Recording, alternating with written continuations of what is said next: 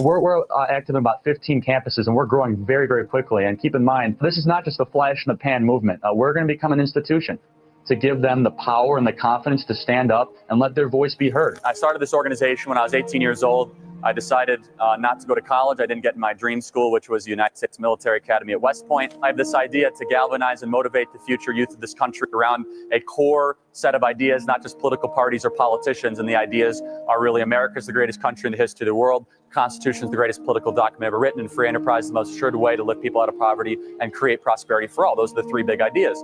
And I think that's something that can win.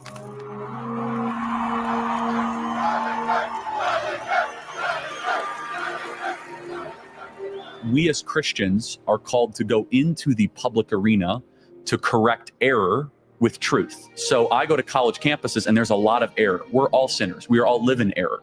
I'm far more interested in what God wants of me than what I want from God. I have to say this without getting emotional, but I'm very proud of my husband. And I know many of you are too. You have worked so hard. And I know a lot of you have seen, obviously, his videos on TikTok and all the stuff he does on campus, but no one gets to see him from my angle except for myself and our children.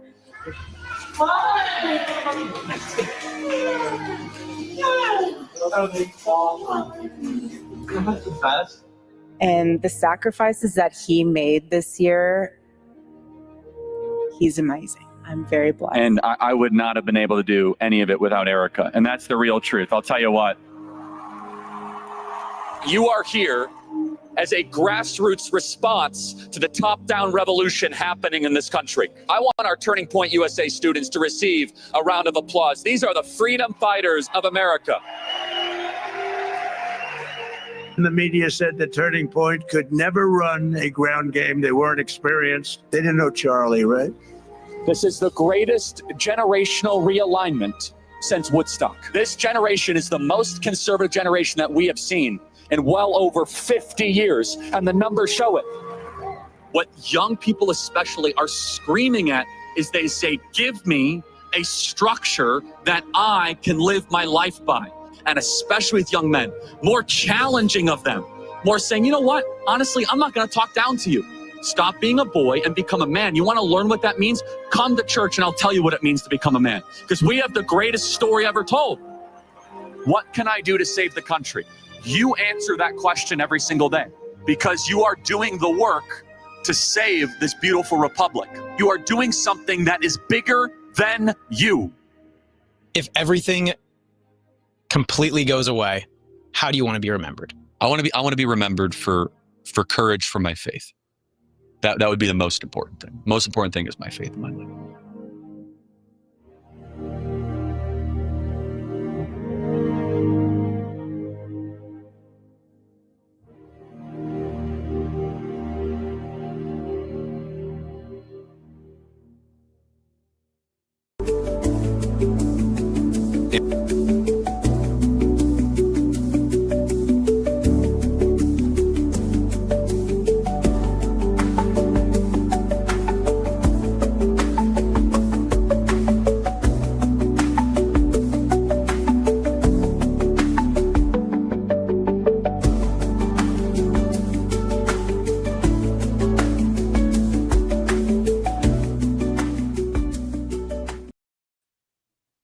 What's going on, guys? Let me go ahead and fix this here. So you may notice no special intro, no comic book trailers. None of the links are even in my description because it felt wrong to kind of monetize something like this. And you might be saying, well, Vaughn, I know you don't like talking about politics. I hate it. I hate politics. So why am I doing this? Because it's not about politics to me. You know, Dennis, how you doing, buddy? Hope you've been well. Mindy, what's going on? I'm doing this because someone was murdered and because a lot of people are really scared, including me. I have been unplugged from politics largely for a little bit. What's going on, Bats? You know, and what a surprise when you turn your brain off from politics, you're happier. Shock of the century. You get more work done often. And for the record, I'm not going to become some political YouTuber or streamer. That's not what I want. That's the opposite of what I want. But stuff happened that I feel needs to be discussed.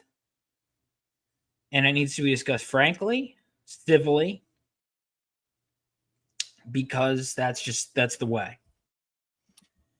And because some stuff really hit close home to me in recent events, and to a lot of people, it seems. And a lot of people are changing or maybe becoming more of who they really are. So enough with the vague speak, you know, let's get into it. So I want to provide some context about my history in regards to Charlie Kirk, in regards to TPUSA, before I get into this. So, like I said, I've always been a creator first and foremost, a writer first and foremost, right? I went to college for that. I went to Emerson College in Boston. But I remember, in a lot of ways, feeling very alone there. And look, I'm okay with not being in the majority, so I lean right politically. I'm not a super political person, but I lean right politically. And I've never had an issue. A lot of my favorite people in the world are left-leaning, leftists, some even far left. I love a lot of these people, and I always will, you know.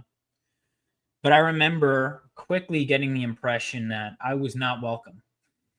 They were welcome to take my money, that my ideas were in a large portion of that college not welcome. And even still, I've always been open about who I am. You know, when people ask me, I don't lie about it. But I don't believe in shoving ideas down people's throats. But I remember one time in college, a professor early on, my economics and film professor, had openly said, I want to be biased. He was really the only professor to openly just say his political bias. And he said, I lean conservative. I lean more libertarian. And he was pretty moderate, economically more right-wing. But I got the impression that socially he was, you know, mixed bag, right? But I remember saying I felt the same, you know, that I leaned similarly. After class, someone approached me, goes, hey, I heard you're more conservative, more libertarian. You know, I'm starting this group, Turning Point USA, if you wanted to be a part of it. And I said, I appreciate the offer, man. I may lean that way, but, you know, I'm a filmmaker. That was what I majored in. I know my lane, you know, and I don't want to be a political activist. I really do appreciate the offer, though. About a week or so passes, and it's just nonstop. And again, I liked a lot of the professors, but it's nonstop. Just whether it's classmates, whether it's just everyone, just top down, pushing these narratives and making it very clear that these points of view are not welcome.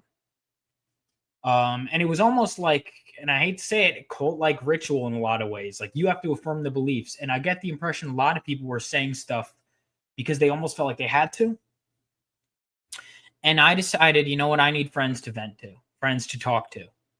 And so I'm there at the first meeting. I was a founding member of Turning Point USA at Emerson College, in large part just because I wanted friends to talk to who weren't necessarily part of the echo chamber. I'm not even that conservative, to be honest. I'm really not. They made me feel like I was more conservative than I was, to be honest. Emerson College, that is, not Turning Point USA. And it was really nice. And there was a chance, and this is going to, I guess, be a regret of mine forever. There was a day where they were going on a trip to, I want to say it was Connecticut, to go see Charlie Kirk, Candace Owens, and I believe it was Dave Rubin speak. And I was like, man, I got work to do. And so I didn't go. And I always thought I'd have another chance, maybe. And we always think that, you know. but I never will. And my admiration of him has only grown, you know? And the thing I'll say about Turning Point USA is most of us, we've kept their memberships private. I was open about it. You know? I was open about the fact that I was a member. But most people were scared. It was funny. We were actually one of the largest groups in campus, but it didn't feel like it in some ways because we all were like shutting the door, making sure no one knew that this is a Turning Point meeting going on. It's crazy to think about, you know, it really is. And they would make so many crazy assumptions about us that just were not true. And it's funny because the members there, I won't, out anyone. I don't know. Some people I know were there. But I'll say this. The guy who started the group was a Colombian immigrant. Camilo, I love you, buddy, if you're listening. And they would be like, they're xenophobic. They hate Hispanics. They hate... And I'm like, oh, boy, if you saw the people in the room, we had people from multiple different countries and walks of life. It was more diverse than a lot of the more liberal groups. And now we're seeing people around the globe, mourning Charlie. And it's like, I saw that kind of represented in the room that I was in. I saw it.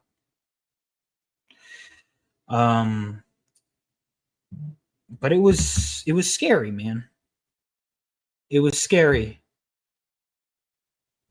And I think a lot of the things too that was weird was that a lot of people really were nice. If I were to tell people I disagree, they'd even vent to me. Even people who are more liberal than I was would say, hey, this is crazy, some of the stuff I'm hearing, but I'm afraid of saying anything, even being critical of anything. And what I want you to understand is that this seems to be a very common thing with colleges in general. And I think that's why Turning Point exists. Now, I didn't agree with Charlie on everything. As I said, I was never that conservative. Truth be told, people act like Charlie was a lot further right than he actually was. There's much worse. But Charlie, what I liked about him, and it's funny too, I want to say this, I was a Turning Point member for like weeks, maybe even months, and then someone goes, oh, well, Charlie Kirk might be coming. I'm like, who's Charlie Kirk? They go, dude, you're in Turning Point, you don't know who Charlie Kirk is? I'm like, dude, I'm a filmmaker. I'm just here. He goes, oh, he's the one that started us. I'm like, dude, I just got invited. I don't know anything.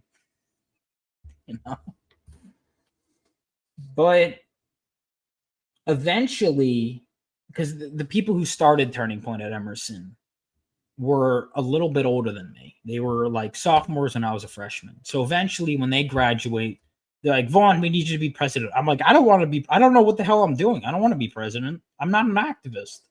They're like, Vaughn, we got to hand you the roles. We got to hand you the reins. I'm like, and with the entire, I forget that I was technically president for a bit because I'm like, I don't want to do any of this. Vaughn, you have to organize the meetings. Vaughn, you have to organize activist. I'm like, but that's not who I am. And I was lucky because before the other guys exited, here comes this guy, Sammy Neves. He was a little younger than me, who basically wanted everything that I didn't. And I was very eager to hand him the reins back. We were co-presidents for a bit, and then I was like, buddy, it's all yours. What the hell? Dude, listen, I'm not a politician. I know my role. This is my role. Creating and talking about comics. That's who I am. That's not me. And there were people that deserved that role more than me, and Sammy was one of those people. And oh man, Sammy and I would butt heads. I'd be like, dude, you're stirring the pot a little too much. Maybe knock it off. We'd go back and forth, but I loved Sammy like a brother, And I hope he knew that. I really do. So what happened? Well, I go to a Turning Point. I go to Emerson, an ELA program, an Emerson Los Angeles program for a semester. And while I'm away, they start doing these tabling events. Sammy really was hard on the paint. It's funny too. I was the only one, and I was the one who wanted the least. That was like their stereotypical white man, because Sammy also was an immigrant. He was from Brazil. He was Jewish. And they were like, "Oh, they hate immigrants," and it's like, no, the leaders were all immigrants. And so Sammy and them are organizing a tabling event. And one of the stickers they had says, "China kind of sus." If you look up China kind of sus right now, you will find the controversy. And I remember seeing the reactions of even people I had friends with screaming at these people, just trying to demonize them and say, oh, they hate Chinese students. It's an attack on Chinese students. No, it wasn't. And the people saying that, you know what? I'll say it. You know, it was not that. But they wanted to get rid of us in the beginning. I remember they'd try and write petitions. They'd call us a terrorist group. They'd say whatever. My dad was killed by terrorists. I know what terrorists do. Don't ever fucking accuse me of that. But they wanted us gone. I remember I would put out posters. We'd hang up posters for Turning Point around the college campus. One time I hung up a poster, went upstairs to grab something from my room, came down, the poster was already torn down. They wanted us gone from the beginning because they were against speaking differently. And they'd call us a whole bunch of things that weren't true to try and get rid of us from the beginning. And I want to play you a segment from a documentary that I was actually featured in. I'll put the link in it. This was months after the fact. Keep in mind, I wasn't even on campus when this happened. Part of me, at the time I was grateful I wasn't there for this, but now part of me wishes I was there given what followed. And I'll get into that.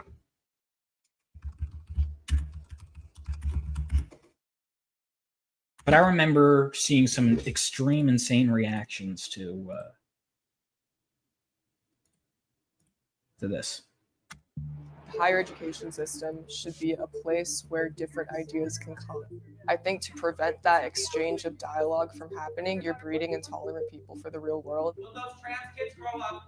This is free speech. Instead of presenting arguments, they exercise the heckler's veto and just scream down anyone who disagrees. You're in the marketplace of ideas and people don't want to buy what you're selling. That's not the same thing as being shut out. I cannot even imagine how I would feel if my child came home with this type of book. We have the freedom to express our own opinions and our perspectives in America. This concerning wave of censorship has malicious intent to uphold the status quo. Censorship is not the legacy to create. Sorry, I recommend checking this whole thing out because it's very well done. But I want to just focus on the Emerson College section, just because this is, I forgot she's from New Jersey. Oh my, KJ, we gotta hang out. I think I've known I'm more conservative in my values and beliefs. When I first entered Emerson College, what I had thought was a school of many different ideas and acceptance and diversity. I guess that's what brought me to join that school. I came to find that that was not the case through some of my experiences. Yeah, briefly. Because this is talking about KJ was my Getting friend. involved with Turning Point, I definitely knew that this is going to be an interesting combination. Openly conservative student org with a very openly liberal college campus. And I thought the two, while it seems strange, it could work together. The tabling event that sparked all the uproar essentially was... Also, I want to point out, they kept calling us racist and everything. And you see the two people there. We got Sammy, who's Hispanic, and then her, she's Asian. But, we were still white supremacists. That we okay. hosted, speaking about all right. We were against diversity. Committed by the Chinese government. China kinda sus was a phrase chosen by the Turning Point design team, meaning suspicious. So China's kind of suspicious. At the end of that table event, we saw online that somebody had posted a picture of the China kinda sus sticker explaining how Emerson College shouldn't allow a group like this on campus. How are they able to exist here? The next morning, the school sends out the email from the president condemning the recent Asian hate attack that occurred on campus. And from that email, a lot more hate just was received online.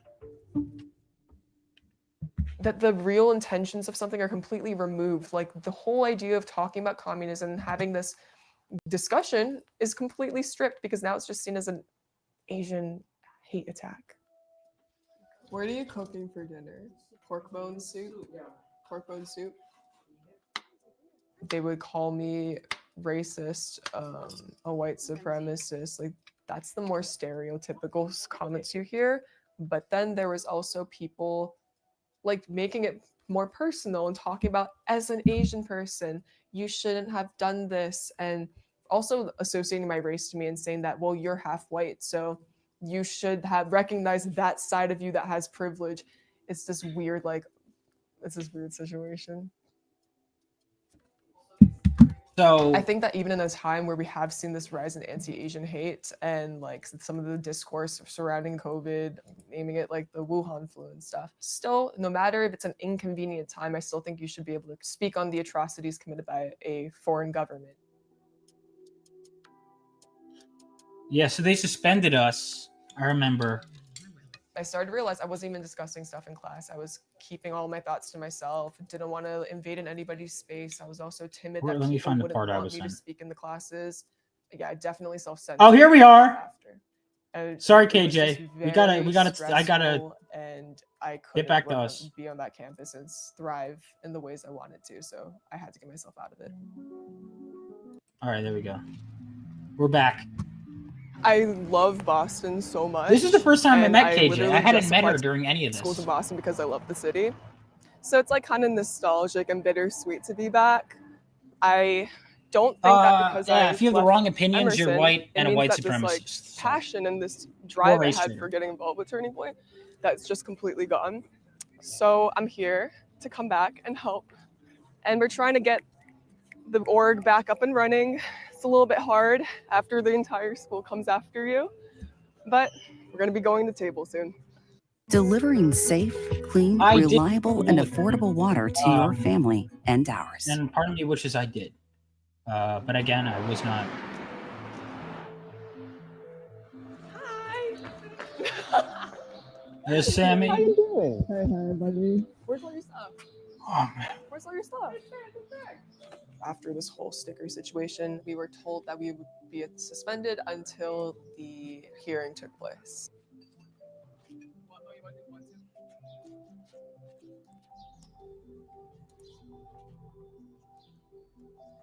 Apparently, we're not allowed to like display that banner over there because it says Emerson College, and we're not allowed to use their name. So let's just take it down. No, let's just cover this. No, we can cover it with Emerson kind of stuff stickers. Right now. Oh man, I forgot about that. That was so good. Oh. For the record, a lot of people I knew at Emerson were great. All right, let's get to you, boy. We got to skip around because we got a lot to get through. This is the dirtiest our house has ever been. Okay, it's because KJ just got here yesterday. There's your boy.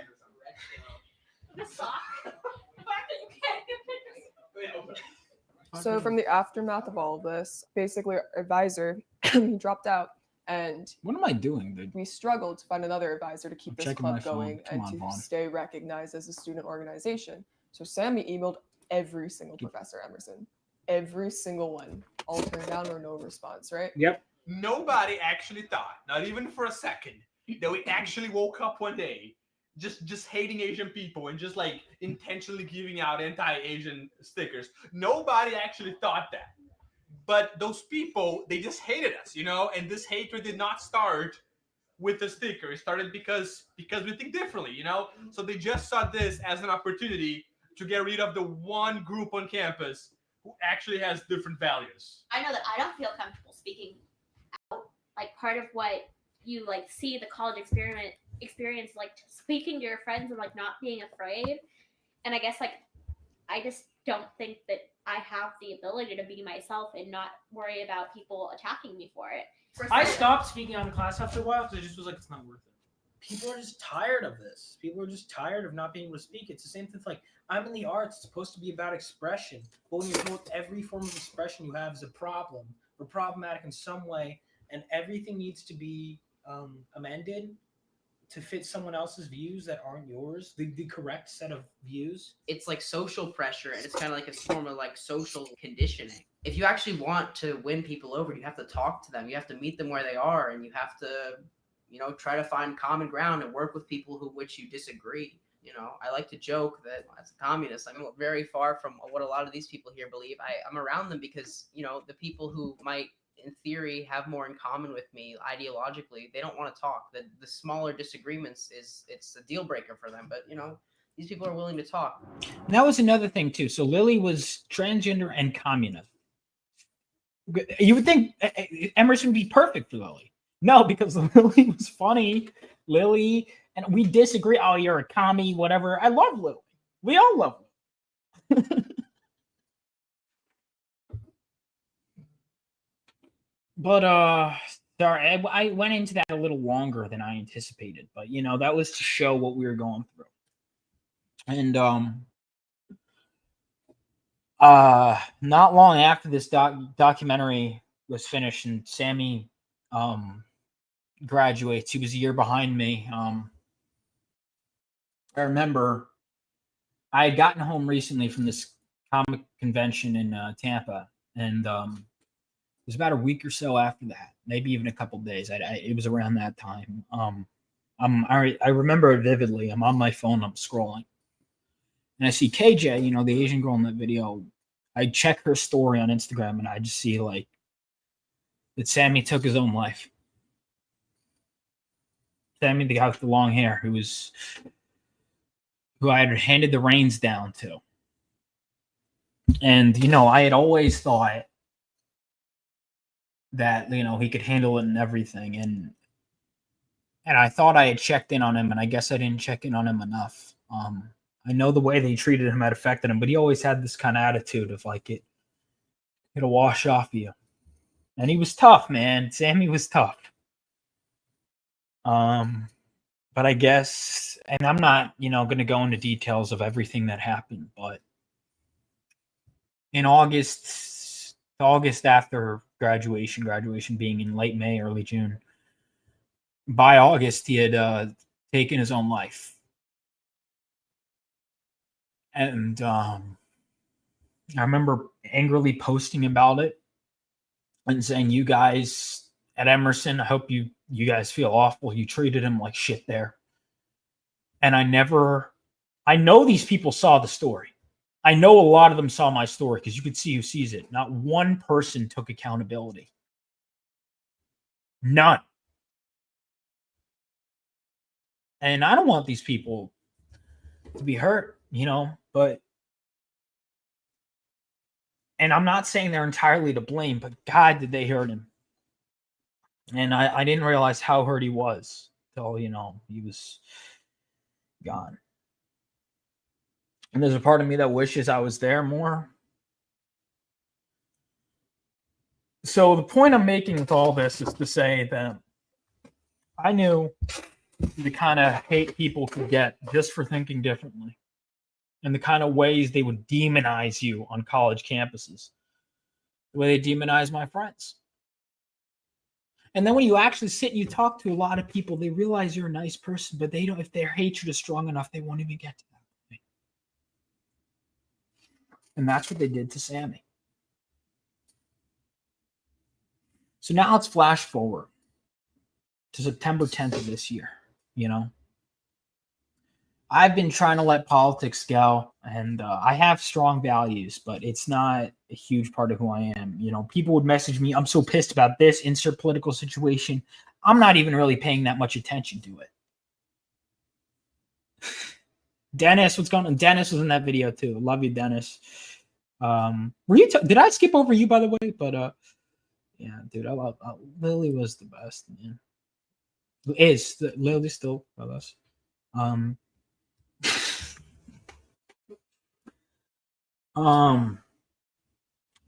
I'm getting my hair cut. It's September 10th now. September 11th, most of you know, if you're watching, is a rough day for me. This year's 24th anniversary of my dad and my uncle's murder. Right? I'm getting my hair cut because, to be frank, it's kind of been looking like a little shit. It was getting that mushroom kind of look. It was getting too long, and we're like, we gotta clean house, or at least clean up the house. And the guy cutting my hair is like, they just shot this guy. You seeing this? They just shot this guy, Charlie something university. And I immediately know he's talking about Charlie Kirk. He goes, he had a kid, he had everything. I go, well, my God, like, and I'm thinking maybe it's not that bad. Maybe it's, and I pull out my phone and I just see the footage, and then I see it from another angle, and I'll never be able to unsee what I saw. Immediately, my thoughts are, only please God, I hope he's okay. But I think deep down, we all kind of knew when we saw that it wasn't. Now, again, I've never met Charlie. I have multiple friends that did know him and loved him. I never knew him. And I just get in my phone and I had plans the day. Earlier today, I had planned, I'm going to write today. I'm going to do this many pages. I was so close to finishing up issue 4. This week, I'm going to finish it up. That's all I'm going to do. I'm going to get to it. I haven't been able to. How can I? I mean, I needed to process this. And I'm texting all my friends from Turning Point I haven't talked to in forever. We're all in different spots in our lives. And the news breaks that he's gone. Unfortunately, to no one's surprise. We're surprised that it happened, but we know. And the world kind of shifted for a moment. And again, not to my surprise, given the people I saw at Emerson, people celebrated. Awful people celebrated. Most importantly, we understand that people mourn. But I think the most shocking thing is when you know people in real life and you think, these people looked me in the eyes. I know these people wouldn't do that. You see them, and it's not that many, but it's too many. Celebrate a murder. And in that moment, there are people I can't stand, politically or otherwise, that are commentators, that are politicians. And I kind of came to a realization, yesterday. I'm like, I don't think I could wish that on anybody. I'll give you an example. Hassan Piker said America deserved 9/11. I hate him. I hate Hassan. I would never wish that on him. Ever. I can't. And I messaged my mom, and she goes, I know. And I come home after getting my hair cut, after some other stuff, errands I was running. Because I'm like, I just need to get home. And she's in tears. And this is September 10th. I came home with the intent of, I need to get ready for tomorrow. We're waking up super early. Let's pick out my outfit before we go into the city tomorrow. And she's in tears. And she goes, it's too soon. She goes, it's too soon to the day. She goes, he was 31. Your dad was 34. He had 2 little kids, just like you guys. He's like your father. It hit really close to home for her. And it hit really close to home for me. Because my mom, on September 11th, had 2 little kids. And she watched the news hoping that she wouldn't have to raise these kids alone. That her husband would make it out. And he didn't. And Erica Kirk did the same thing.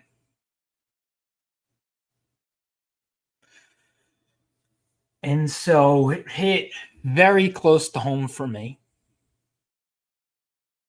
And I realized that only people that are fucking deranged could celebrate that kind of thing. And what disturbed me was knowing just how many deranged, sick people there are. And I'm not going to sit here and say it's all the left. It's not. It's not all leftists. Most people are good, guys. I know that. And I hold out that better and cooler heads will prevail. But I'm kind of just shocked by how much evil is out there. The visible numbers that we can see is just, it's shocking to me. It really is shocking to me. But no one wants, no good person, I should say, because there's always, whenever you go, no one wants this, there's always someone crazy enough that wants whatever horrible thing you think no one wants. I've learned that. But no, most people don't want a civil war in America. Most people don't want that because we have friends, we have loved ones that disagree with us. Or even if we don't, we just don't want that. And I don't think we're going to get it. But, you know, I will say it warmed my heart having some conversation. There was someone, for example, who liked or said something that I thought was disturbing. And I messaged them like, why did you say that? They go, that's not what I meant. We clarified. We have a phone. We have misunderstanding. Here's blah, blah, blah. Here's why. Listen, I'm sympathetic to Charlie Kirk. It's just annoying that there's also all these shootings these people aren't talking about. So I'm not, you know, and I was like, okay, we misunderstood each other. That's fine. And what you realize is most people are good. Most people are good. And that there's just some bad people out there.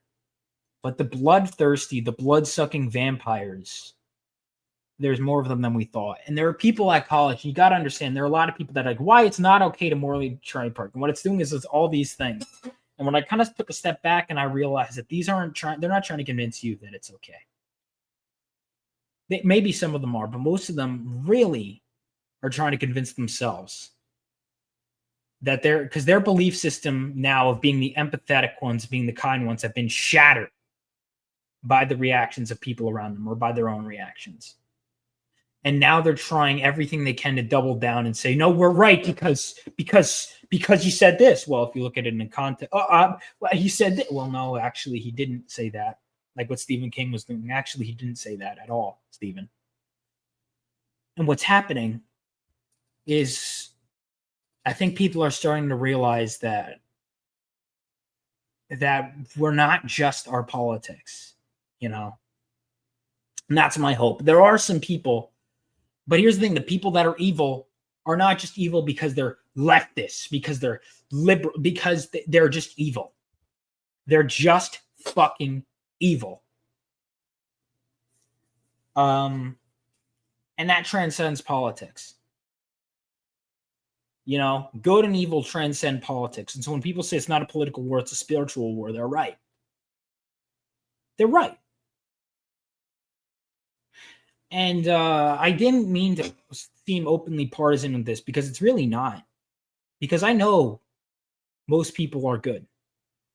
Most people don't want this kind of violence. I know that. So where do we go from here, right? How do we make things better? How do we get through this?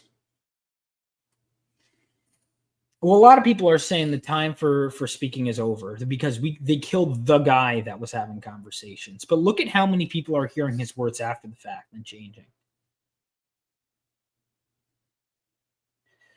Do you think Charlie Kirk would want you to give up on his approach and his mission of having civil dialogue? Is that what you think he would want? Fuck no. Fuck no. So carry on, because I don't want to just give in to hatred. Now, here's the thing, and this is one of the things that drive me fucking crazy, is I'm always against cancel culture. I always have been. People are like, oh, it's like that dipshit Harry Sisson. And I'm gonna call you a dipshit if you're not getting this. People are like, oh, is it a cancel culture to like to contact employers? No, okay. The bar for me is very, very low. And people always manage to trip over this.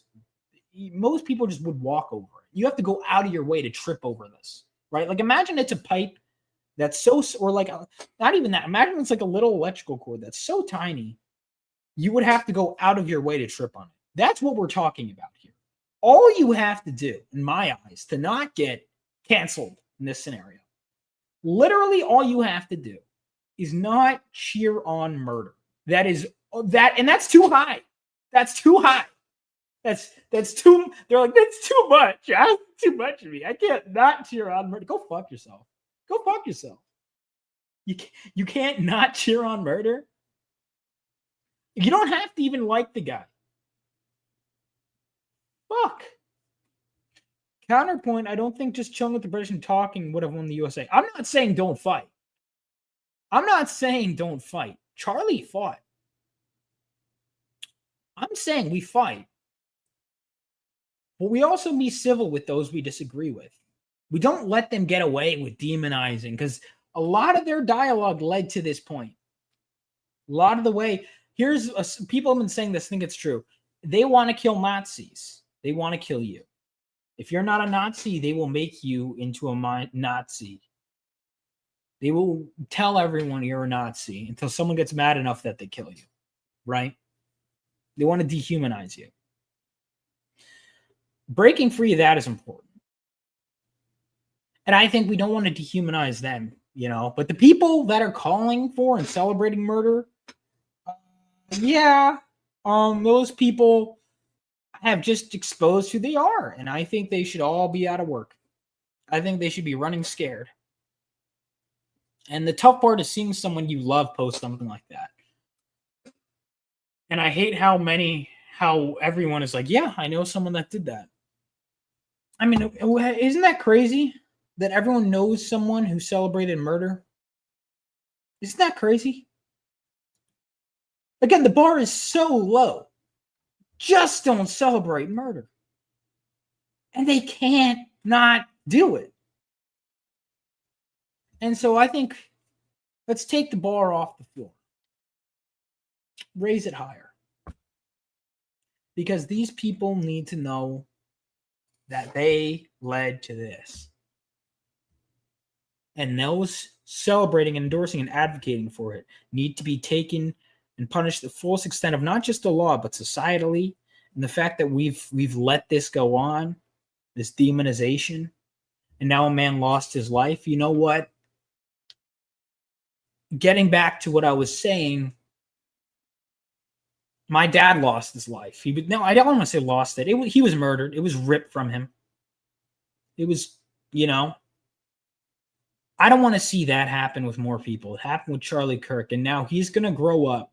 These poor kids are going to grow up knowing that not only was their father murdered right in front of them and their mother, but that people in the audience cheered for it. Like, I remember being livid when I found out as a kid that there were people in other countries that cheered when my dad was murdered.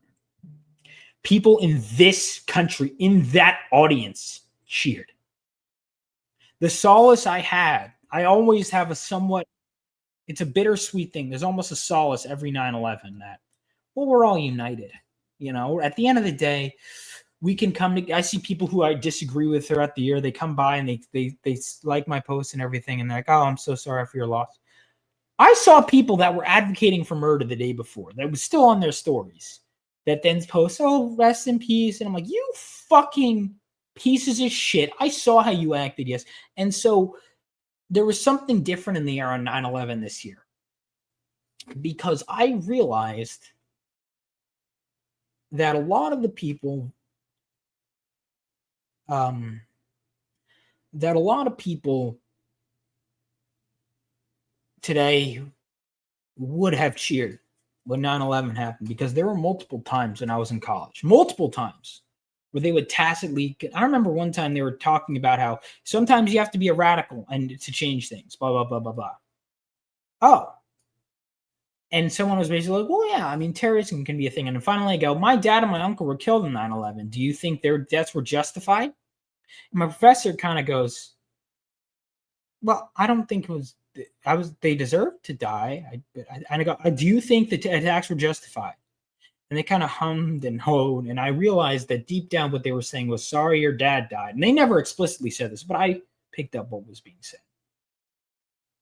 And I wanted to scream about it and run around the room, and I wish I did in hindsight. But they basically were tacitly saying, I mean, you know, it's a casualty of something that was necessary. It's what they wanted to say, but they didn't say.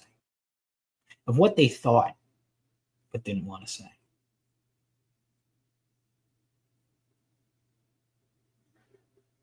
And it's just crazy to me. So where do we go from here? People in the U.S. cheered, I know. I live in the RGV. What's RGV?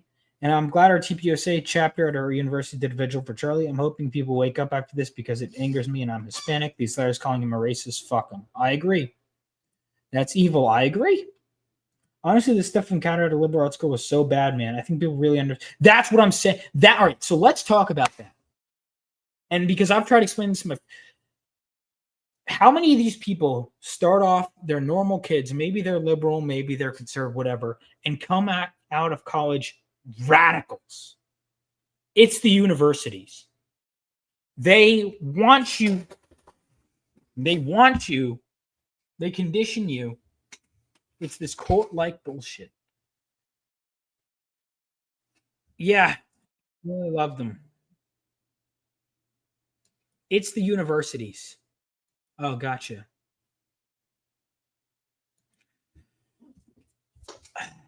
So where do we go from here? You know, I think one of the things we got to realize, and this is where it's like, all right, how do people, because a lot of the people in my audience are right wing. And if you're left wing, you know, we'll do this. I think a lot of the things we need to realize is most people who have the beliefs that they have. Let's look at this before we get into because the crazies, some people can't be reasoned with. I'm not talking about them. How do we cool down the temperature in the room? We have to heat up the right areas and cool down in others, right? We have to concentrate. If we just heat everything up, we could make things worse. How do we make things better? Well, for one, look, I'll give you an example. There are people that are snarky assholes that are just posting about gun control and whatever. But then there are people I see that I know, because I used to be more pro-gun control. I don't want to get super into politics, but I used to be more pro-gun control. Now I'm very much pro-2A. But I never stopped caring about people that were killed by guns. What you have to understand is a lot of the people that are like, because I used to be like, no guns, you know, you have to understand, there's a lot of these people are really kind that just don't want to see people or children get shot. And they think, whether you agree with them or not, they genuinely think that taking guns away is the best way to get people to stop being killed. Now, whether you agree with that is different.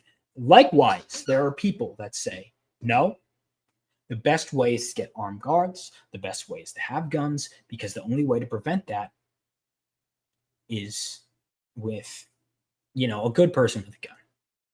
And each side thinks the other is crazy. But what we have to understand is that most people are empathetic. Most people are, you know, don't want people getting killed. Right.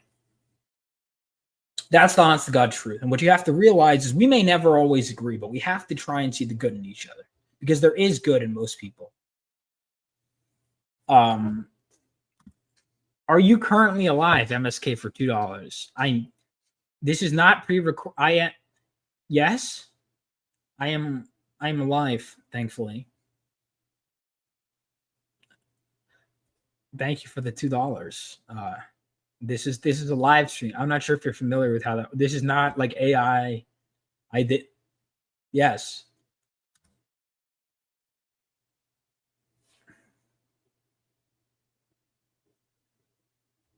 I've got a cousin who went to UT Austin and then moved to Cali. She's an assistant editor who worked on the Wakanda show on Netflix. I see her Facebook now and just use some. It's crazy, dude. It is crazy. Google gives a definition of radical that doesn't include any negative attributes. Interesting. Do you miss reaching out? Less tolerance of their craziness? Do more reach. Well, what I'm saying is, this is the tough part. The tough part is, how do we go about them, right? How do we go forward?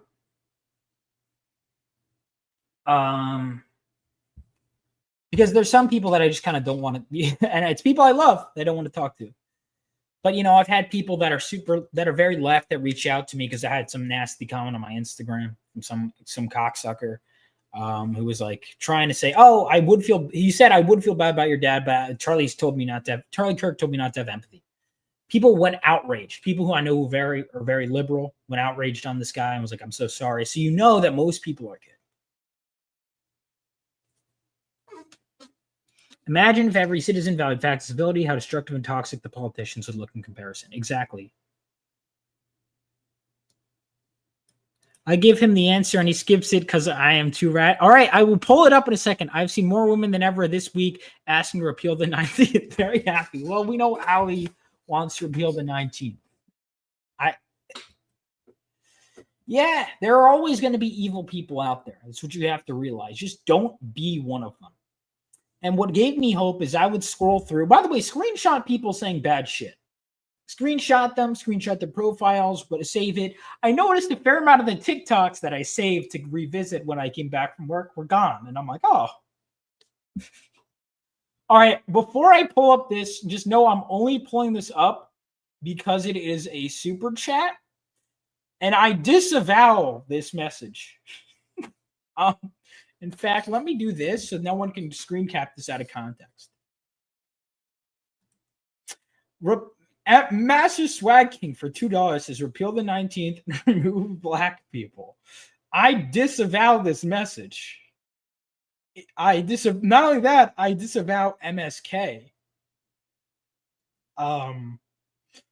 So no.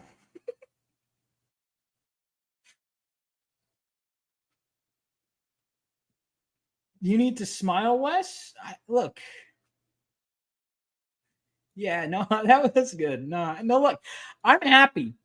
And I got to hear people are just horrified, right? Most people, you have to understand, are horrified by it. Most people are good. And one of my solutions is when I was going through TikTok, I'm seeing so many people that were saying, I'm formerly left-wing. I'm done with that. Or I was apolitical. Jesus Christ. Jesus. You are disavowing MSK because he's black. I most certainly am not. Oh, shit. All right. MSK for $2. What value do black people bring to society? Well, a lot of black people bring things to society, actually. A lot of them. Tons of them, actually. Tons of great people bring good things to society who are black. MSK. In fact, some of our friends, because I know you hate yourself, some of our friends who are black contribute a lot to society. So, I don't know what you're smoking.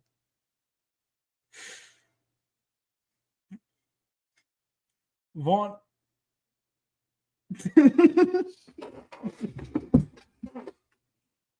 So, look, things are going to be okay. And I don't want to get into, because to be honest, you know, I don't, especially my dad's not here to speak for himself, but my dad, I will say, was moderate politically. I can promise you that he would not cheer on murder. You know, I know, crazy. Most people wouldn't and didn't. And those people that did are really, I do think a lot of people are going to wake up and change. A lot of people are already waking up and changing. And it's great. I followed so many people. By the way, a lot of chicks who are very good looking, my generation, which is, I was like, wow. A lot of good looking children, women, a lot of good looking women Jesus Christ. I don't know. All right. A lot of good-looking women in my generation that are also good. My DMs are open, but also good to see. Good to see a lot of good-looking women because so many times I'll be scrolling. There's a girl around my age that's like, oh, she likes comics and stuff, and then she'll say like the most unhinged shit, and I'm like, oh, yeah, that's what I meant. I meant to say like the younger generation, not children, but a lot of chicks around my age are like. Because I'll be like, wow, this chick's like in her 20s and something. She shares my interest. And then she'll just like, the next post is the most unhinged and like, Black people bring EBT and delinquents. Disavow.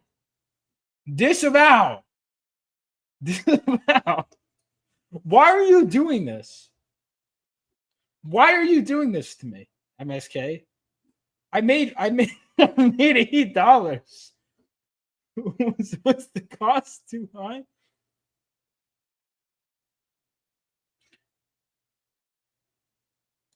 Yeah, she doesn't need to share interest. She just needs to celebrate you having yours. Yeah, or not celebrate murder. Guys, the bar has never been lower for women. It really hasn't. People are like, I think the expectations of women really no. Like, just like at this point, be attractive. Well, okay, so being attractive is. Oh, God.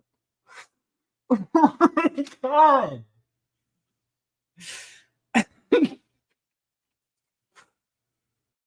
All right, the bar has never been lower for just don't celebrate murder. Right now, my bar is don't celebrate murder. That's my bar. And then there are some others we'll get to, but that's the start. All right. MSK for $2.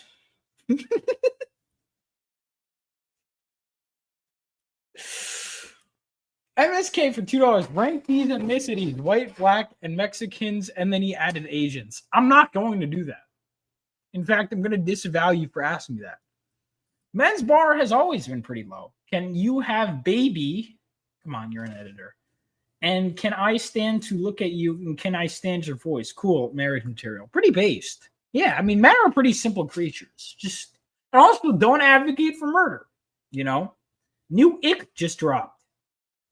Women that by the way, most of them tend to have a lot of I know Ali's section, but a lot of them tend to have a lot of bad, a lot of excessive piercings and dyed hair. A lot of them. You don't have sex with anyone at all. I don't know what you're talking about, MSK. No one believes that you have sex. Are you having sex with an older woman? Is she a prostitute? She's probably a prostitute.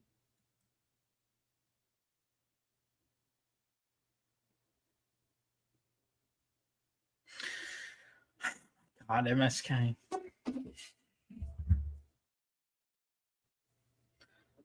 He loves.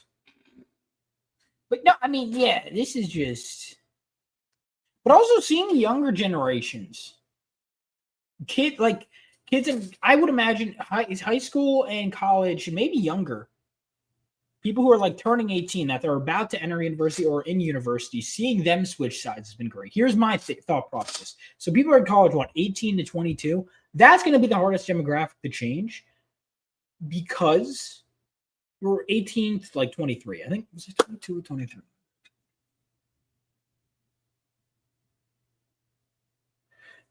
Yeah, I was 22 in graduation. 18 to 22 is going to be the hardest to change because they're the ones currently being indoctrinated. So even if they see this, they go into school, they don't want to be ostracized, so they're going to parrot whatever talking points are being given to them. Because they can't have their beauty because it doesn't give you social points anymore? I guess not. They hate them. Again, I don't believe that you're having sex to begin with. But yeah, if you're older, you tend to be better at things. Yeah. But what does this have to do with the discussion, MSK? What does this have to do with anything? It's 9 o'clock. I was going to finish Phenomenal issue 4. I haven't even been writing it because I've just been so in my head about this.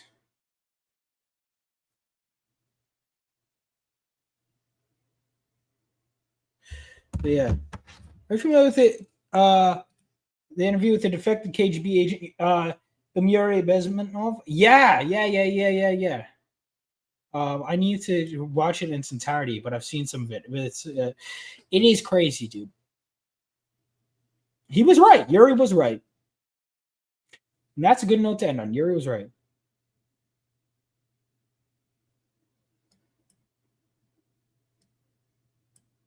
Dude, that's what I'm saying, man. Like, it felt like, because I didn't know him personally. I almost met him, but I knew so many people that did. My generation. But I think the generation after mine may have just gotten hard red pill. Fucking hell, man. Dude, my generation sucks.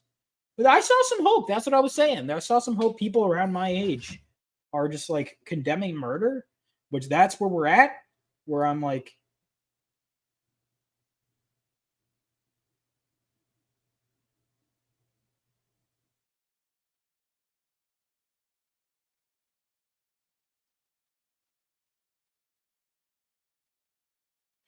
but yeah. You got more friends and less hate, and you're not an internet threat. You get more friends and less hate if you're not an internet threat. Attractive, healthy female. June 2028. I don't think that's allowed. Women even have this chemical that releases that induces hate and disgust when they see people that look different. Their biology is racist. What? That can't be true. That can't be true. Wait, but dude, the overcompensation. Because you see this, I'm been saying it's white women on Instagram. Their stories are always the ones that are overcompensating with the black squares back in 2020, and now the Charlie Kirks. It's always women. It's mostly women on their stories. The overcompensation would make sense because men, you can have a racially diverse group of friends and say a racist joke, and they'll all laugh. Women are like trying so hard. Do you think it's because are women more racist? That makes a surprising amount of sense, to be honest. They're like overcompensating. Like, cause my friends, like, we can rip on each other. I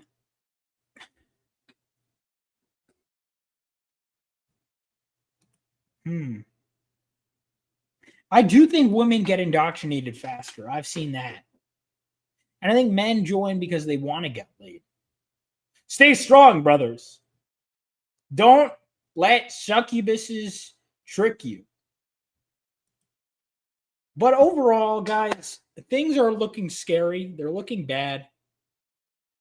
I'm not reading that comment. They're looking bad. But we're going to be okay. We are going to be okay. Yeah, succubi. That's what I meant. Yeah, succubi. But guys, like, look, and to all, first of all, I want to apologize to the people who are more liberal in watching this. I think everyone here disavows MSK.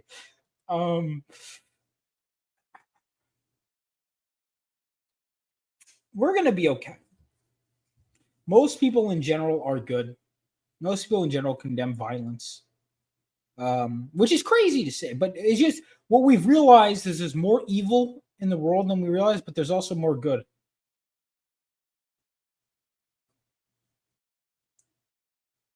I'm not commenting on this. What makes you think I'm not, Ram? Also, this is news to me. I'm white? What? Say what?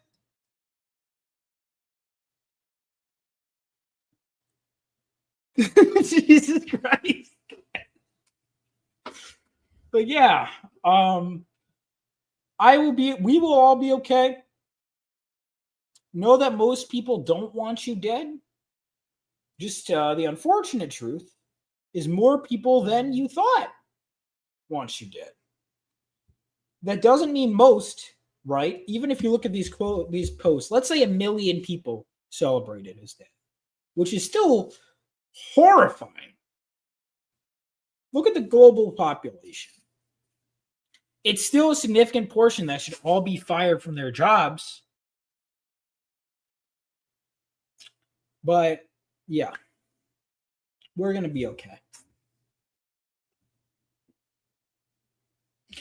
It's just, that's the thing. It's surprisingly a white pill. You're seeing more and more people are leaning right. And I'm not saying being a good person. First of all, leaning right or left does not make you a good person. There is a certain section of comic book fans who lean right that also said some distasteful things about my dad recently. You know who you are. So I don't think you inherently are a better or worse person based on how you lean, right? But it's a lot of people are just going, I've had enough. There's too much of this shit. There's too much celebrating murder. And that's great to see. Now, the people celebrating murder need to be punished thoroughly. And not only that, but you know how like people will demonize views that really aren't that abhorrent? We need to make abhorrent views more socially unacceptable is where we're at. That is the best way to do it. The way I see it is, in Stranger Things Season 2, if you haven't seen it, what they ultimately have to do, and I've thought about this a lot, is they have to get the demon out of Will by burning it out of him. And no matter how much he screams or asks for your sympathy from the mom, they have to go, this is for his good. Well, what if it kills him? No, he's infected with a demon. We need to excise this demon. And so what they do is they turn up the temperature, make it burning hot, and he screams and he's sweating like crazy until it bursts out of him. And then he's okay and less people are getting killed. That is what we need to happen here. We don't need to kill anybody, anything like that. But what we need to do is turn up the heat and get the demons out of these people. Get the demons, because most people can cave to social pressure and say horrible things because they're socially pressured to.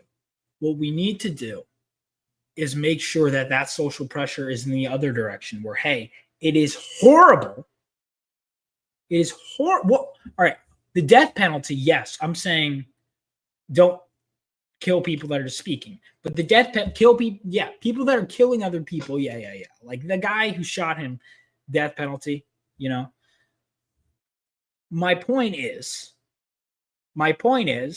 we have to turn up the heat on people advocating for violence to prevent further violence. You don't get to live and let live with people who want you fucking dead. If they are advocating for more Charlie Kirks, like we saw, more deaths, those people need to lose jobs. They need to face extreme consequences for extreme rhetoric, for extreme calls to violence. That is what needs to happen. And we will start to see things go to a better place. And that's the tough part with social media, right? Is because you're focusing on the worst people. Like I was scrolling through TikTok looking for the worst people, screenshotting. May have sent a few to some Charlie Kirk, Kirk Justice earlier today. But as I was looking through, I was feeling happy and smiling because in between some of the horrible stuff, I was seeing more good than bad. And that really, and I was afraid at how much bad I was seeing, that I was like, this shouldn't be every like 5th or even 10th. This should be like every 1,000th. The fact that I'm seeing this many bad is disheartening, but know that there is still more good than bad. Know that. But we're seeing way too much bad, and that bad needs to be called out, needs to be exposed, needs to be punished. And they need to be on FBI watch lists. All of them need to be on FBI watch lists. Most of them are going to sides that gives them more and they get less friction from. If the other side becomes that much stronger and more threatening, they will lean toward that. They can't be reasoned with. They can't be bargained with. They don't feel pity or remorse fear. They will absolutely not stop. The Terminator, exactly. There can't be that many demonic liberals left, can there? Well, at least we can make sure there's less in the workforce. And people, by the way, this is a retarded argument that I hear. Like that, like I think that cancel culture? No, because literally my standard is don't cheer for murder. That is the standard. Like people get fired for jokes, for things that they didn't even do. Remember that one guy was just cracking his knuckles out of his window and they accused him of doing white supremacy? Pretty sure the guy was Hispanic. That's how far bad things were. We're asking for literally just don't celebrate or condone or advocate for murder. That is it. It's too much. You're asking too much of it. No, we're really not. We're asking for less than the bare minimum. We're really asking for like less than the bare minimum. And so we need to raise the fucking bar. That is all. A friend told me something that helped explain Cranberry Langer's point. Some people don't think what they believe. They ask what is acceptable to believe. 100%. And it's because it's been made socially acceptable to advocate for murder, especially in college campuses like the one I went to. Probably they would be celebrating murder. There you have it. So we have to make it socially unacceptable, which means we need to take back fucking control. Boycott people that do that. Make it like something you have to financially punish. It is terrifying. People talking about literally doing double things. They should be isolated in asylums. Bring back asylums. That's another point. Bring back asylums, ladies and gentlemen. It's very important. Very important. So I'm gonna try. It's already 9:12, but I feel better. I'm gonna try and get some writing done. Part of the story, all right, end of the day, remember, by the way, I wish I had it like I did with Charlie Kirk in the beginning. I wish I had footage like that of Sammy Neves. But remember my buddy Sammy? He was a good fighter. And while I'm not going to say they're wholly responsible, I do blame them in large part for the decline of his mental state that led to him taking his own life. My friend Sammy Neves, who was the head of Turning Point in my school, let me again just see you remember. Oh, let me find him. See if I can find a picture of Sammy. I want to end the note on making sure people remember him.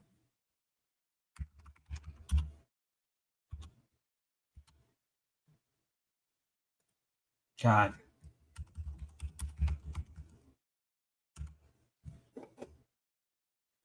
So,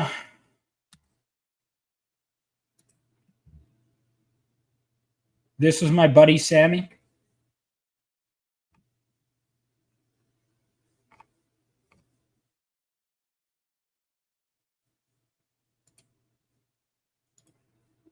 Right here. Hold on.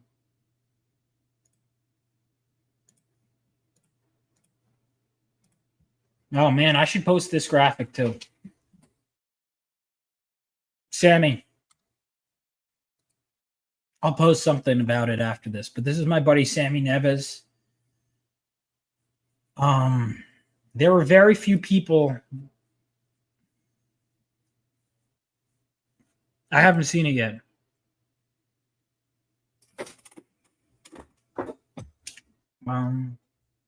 But this is my buddy Sammy, and when Charlie passed, I immediately thought of them. And I never thought about it before, but I know they're together again. He loved Charlie. He had met Charlie a couple of times.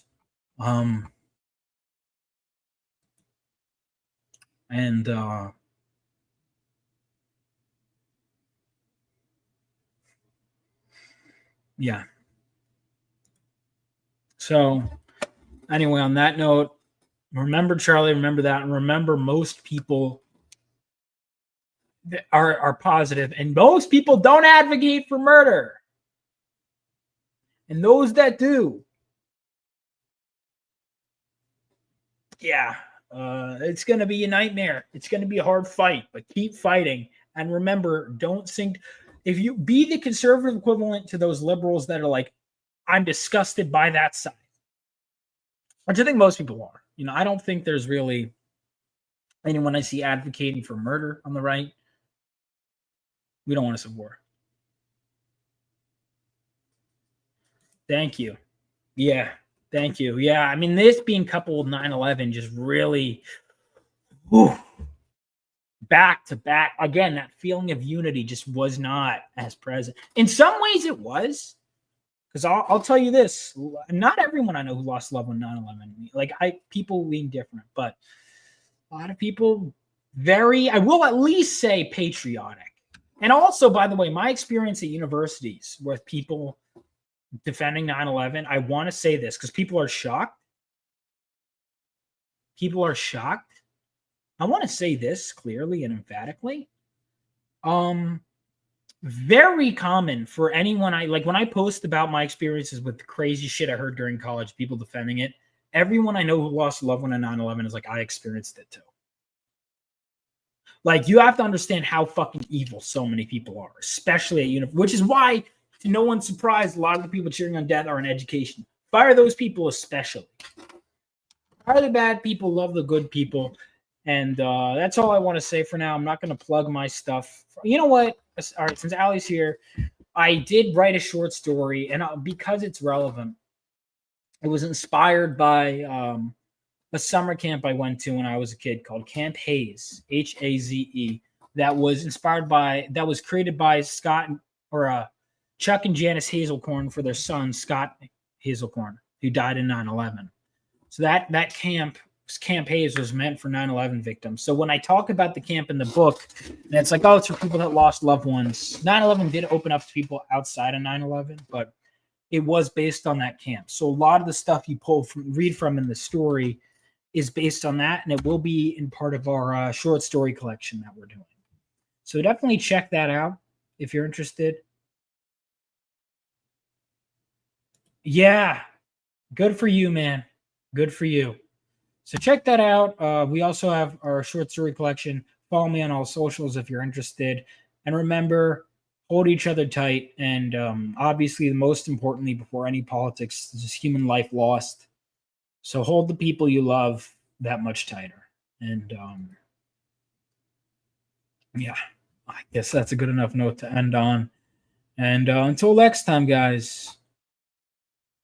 All right, so normally I play my outro, which is just me, my trailer for my book, but it feels wrong to end this with some sort of plug, even though I did just plug my short story.